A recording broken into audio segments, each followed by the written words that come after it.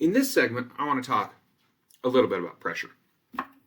I've got here a pocket knife, and obviously it's not opened, and I am now going to exert a large force on my finger with my pocket knife. Ready? I'm pushing quite hard with this hand. Notice I'm not suffering any damage. Just a small change here, just a tiny change. We're going to open this up now, and I'm going to apply the same force. Ready? I'm not going to do it. Don't worry, I won't do it. I would just hurt myself pretty bad right away. But I'm applying the same force. So why is it that the same force with the blade open is something I will not do? Even just pushing a little bit, it kind of hurts. Whereas with the blade closed, I can push quite hard. And it doesn't really hurt. It kind of hurt my knuckle a little bit because I pushed too hard. Okay, right. There's a big difference there. The difference is not the force I applied. The difference is the pressure that was exerted on my finger. And so pressure is defined as force divided by area. And so the same force with a larger area creates a fairly small amount of pressure.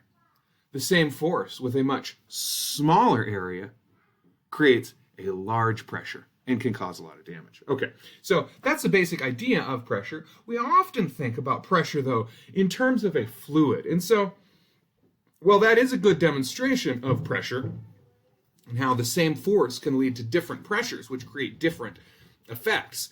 So in this section and in the next chapter, we're going to be talking about pressure in the context of the pressure of a fluid, the internal pressure of a fluid. Well, what is a fluid? It's a little bit different than a liquid. A fluid is anything that can flow. And as such, air is a fluid because it can flow. In this chapter, we're going to really focus on the pressure in a gas. And so we're going to talk about gas pressure. And gas pressure can be understood very nicely with the ideal gas model. Before we get to that, let's address units really quick. Since it is force per area, the standard unit, the standard SI unit, is a Newton per meter squared. And we give that a fancy name. We call it a Pascal. Now, keep in mind that a Newton is only a quarter pound, and a meter squared, is something like almost as big as my chalkboard, not quite. So a Newton is a small force divided by a pretty large area. So a Pascal is a small unit of pressure. In fact, typically we would measure pressures in kilopascals, although the standard SI unit is just the Pascal. Other units are atmosphere. That's the standard pressure of the atmosphere, with just nothing happening. And we can write that in terms of kilopascals, as shown here. The unit you've probably used for pressure, if you've used a unit for pressure, was probably PSI, which stands for pounds per square inch. Again, that is the engineering standard in the United States. And so, here's just sort of some unit conversions between some of these important units. Okay, so the ideal gas model gives us a way of visualizing how pressure emerges from a gas. Remember that in the ideal gas model, we think of the gas, like the air in this room, as being comprised of little balls that just bounce off of each other. Well, and that's their only interactions, right? Well, guess what? If they bounce off of each other, they also bounce off of the walls of the container. And so we see here that all of these microscopic particles bouncing off the sides of the container, well, every collision exerts a force outward on that container. So every single collision pushes outward on that container. The collective effect of all of those gadzillions of particles all simultaneously pushing outward on the container is what we call pressure. Another thing to realize about pressure is that it is not a vector, right? It's force divided by area. And force is a vector, and so it makes you want to think it's a vector. And when I was doing my example with the pocket knife, it sure seemed like it had a direction, right? It sure seemed like the direction was, in that direction. But really, pressure is not a vector. And so the pressure in this room, for example, is about 1 atmosphere of pressure, right? And because that's the pressure of just the atmosphere bearing down on me, right?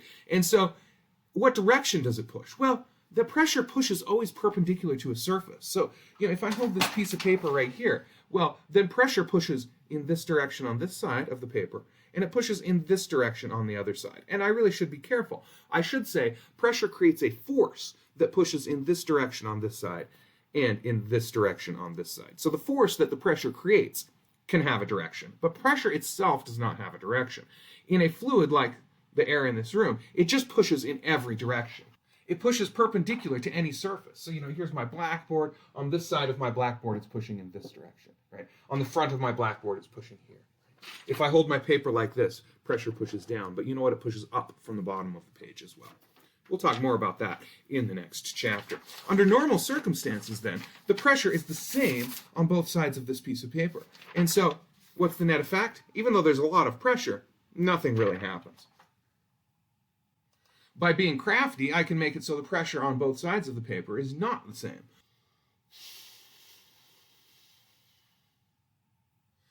And in that case, the pressure on top was lower than the pressure on the bottom. And so we saw that there was a net upward force. That's what's demonstrated here in this picture right here. So it may be that if we have pressures that are unequal on either side, that we can have a net force. However, under normal circumstances, just a bottle sitting in a room, say, the pressure on the inside is equal to the pressure on the outside. Okay, so that's the basic idea of pressure. And here's what do we measure it with?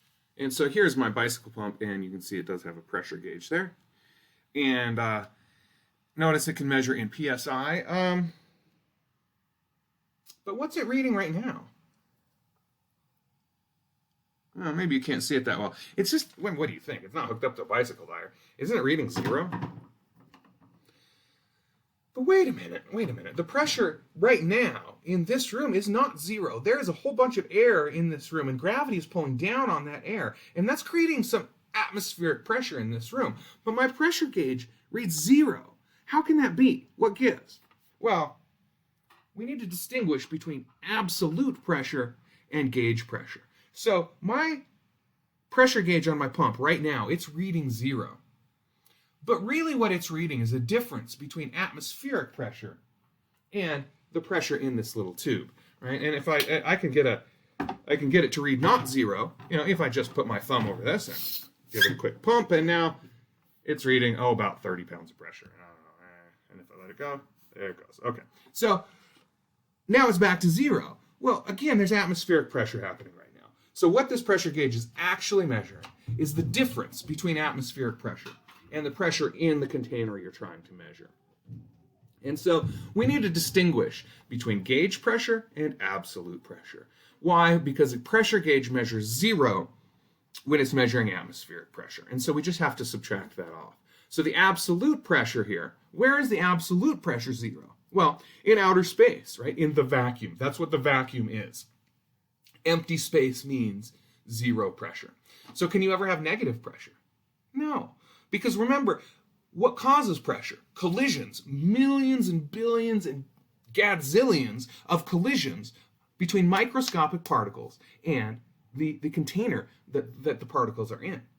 So, can you have negative pressure? No, it's just 0 is just the lowest you can get, because 0 pressure means no collisions with particles, right? And so, in terms of absolute pressure, where is pressure 0?